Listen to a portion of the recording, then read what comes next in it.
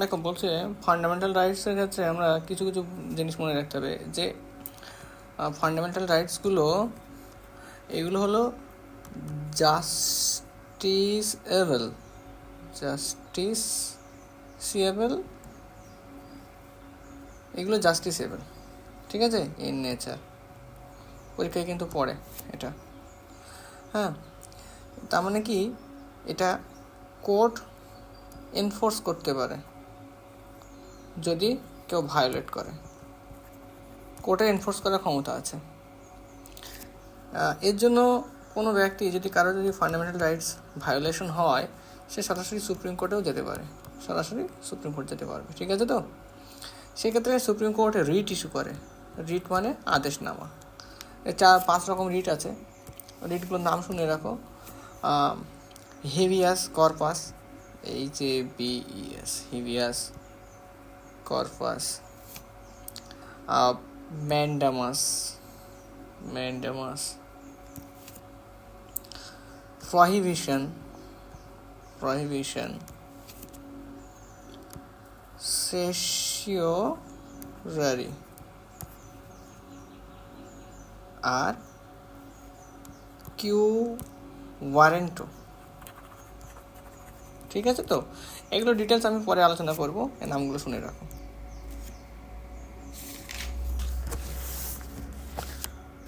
আচ্ছা, এই যে বললাম আমাদের যে ফান্ডামেন্টাল রাইটস, এটা কিন্তু সম্পূর্ণ অ্যাবসলিউট না, মানে সব ক্ষেত্রে যে প্রযোজ্য হবে তা নয়, নট অ্যাবসলিউট সব ক্ষেত্রে।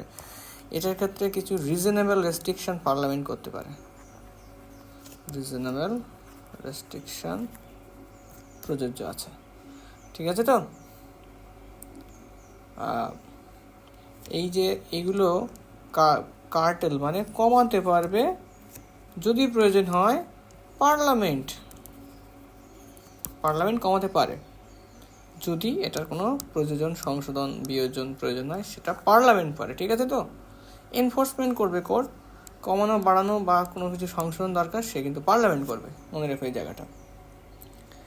আচ্ছা, এর মধ্যে একটা জিনিস মনে রাখবে, এক্সেপ্ট আর্টিকেল 20 আর 21, এই দুটো বাদ বাকি আর্টিকেলগুলো সাসপেন্ড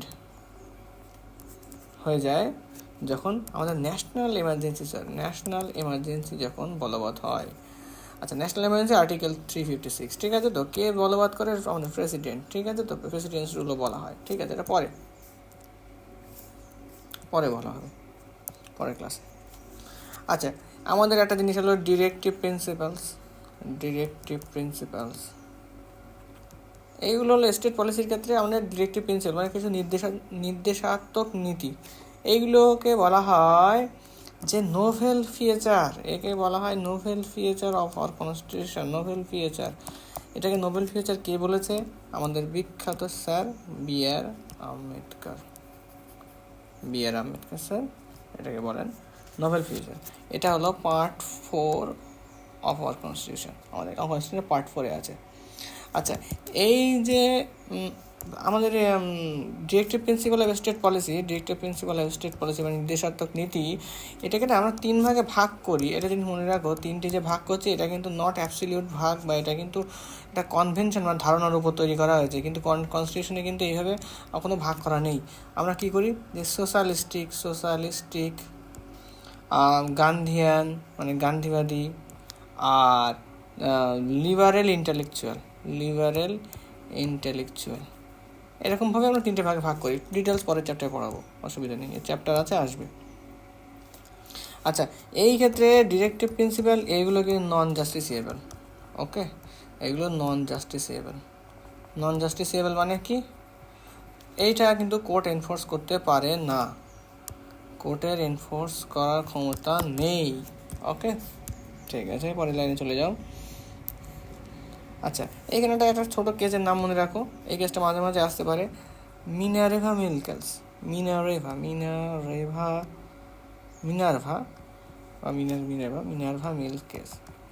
ঠিক আছে। এই কেসটা হয় 1980 সালে, মিনার্ভা মিল কেস। এই কেসের ক্ষেত্রে বলা হয় কি যে ফান্ডামেন্টাল রাইটস আর ডিরেক্টিভ প্রিন্সিপালসের মধ্যে রিলেশন বা ব্যালেন্স করার যে কেস, সেটা হলো মিনারেভা কেস। এইটার রিলেটেড, শুধু এইটুকুন মনে রাখো। কেস অনেকগুলো পড়তে গেলে মাথা নষ্ট হয়ে যাবে। আচ্ছা, এইবার চলে এসো পরের case, fundamental duty. Fundamental duty, আমাদের কিছু নিশ্চয়ই কর্তব্য আছে, ফান্ডামেন্টাল ডিউটি, ঠিক আছে তো? এই ফান্ডামেন্টাল ডিউটিটা আমরা কি করব, এই জায়গাটা মেন ধরবো, যে আমাদের অ্যাকচুয়াল অরিজিনাল যখন কনস্টিটিউশন হয়েছিল তখন এই ডিউটিটা অ্যাড হয়নি, পরে আমরা কনস্টিটিউশন অ্যামেন্ডমেন্টের মধ্যে দিয়ে এটা অ্যাড করেছি, ঠিক আছে? সেটা কবে? 42তম কনস্টিটিউশন অ্যামেন্ডমেন্টের অ্যাডের মধ্যে, ঠিক আছে তো? এর জন্য কোন কমিটি ছিল? শরণ সিং কমিটি। শরণ সিং কমিটি, এইটা বারবার নাম আসে, শরণ সিং কমিটি 42তম সংশোধন। এই ক্ষেত্রে এটা লাগে যে এটা ফান্ডামেন্টাল ডিউটি অ্যাড করেছিল, ওটা ফান্ডামেন্টাল ডিউটিটা অ্যাড করা হয়েছিল। এখানে আবার 86তম কনস্টিটিউশন সংশোধন করা হয়, সেই সময় আরও একটা 2002 সালে, সেই সময় আরও একটা নতুন ফান্ডামেন্টাল ডিউটি অ্যাড হয়, ঠিক আছে তো? পরে যখন চ্যাপ্টার পড়াবো এগুলো সব ডিটেলস বলে দেবো, চিন্তা নেই, এগুলো আজকে শর্ট করে বলা হচ্ছে।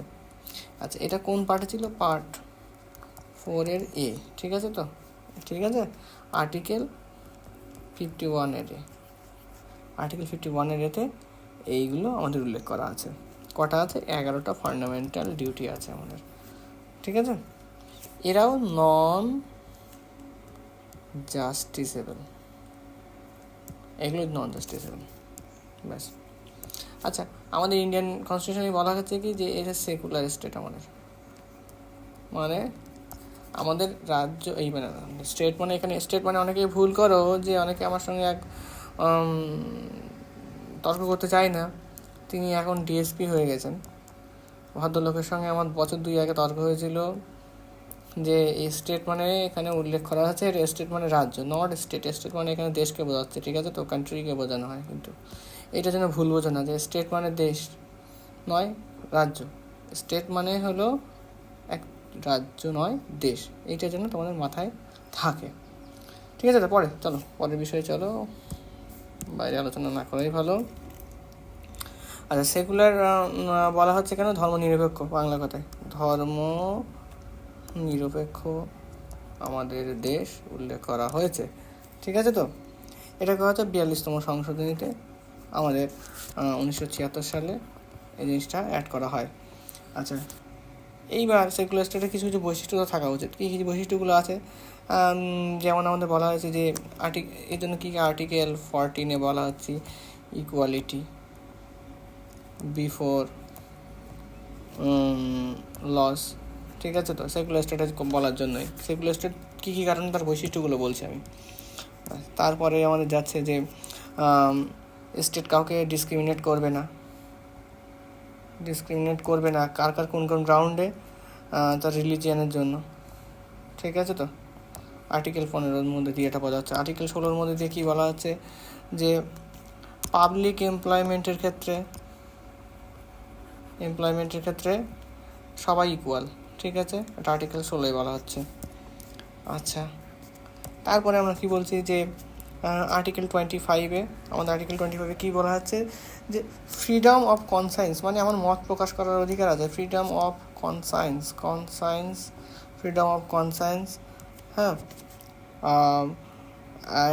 এবং রাইট টু ফ্রিলি প্রফেস, মানে আমাকে সব মুক্তভাবে প্রফেস মানে প্রচার করার অধিকার আছে কি, এবং প্র্যাকটিস, শুধু প্রফেস নয়, প্র্যাকটিস অ্যান্ড প্রোপাগেট, এবং সম্পূর্ণরূপে প্রোপাগেটও করতে পারবো এনি রিলিজিয়ান, ঠিক আছে? এনি রিলিজিয়ান আর্টিকেল 25 আমরা করতে পারি। আচ্ছা, আর্টিকেল 26-এ কী বলা হচ্ছে? যে এভরি রিলিজিয়ান ডিনোমিনেশন, প্রত্যেক রিলিজিয়াস পার্টির, পার্টি মানে এখানে কিন্তু ধর্মীয় সম্প্রদায়, নট পার্টি মানে রাজনৈতিক পার্টি না, এভরি রিলিজিয়াস ডমিনেশন, এদের প্রত্যেকের রাইট আছে তার নিজের রিলিজিয়াস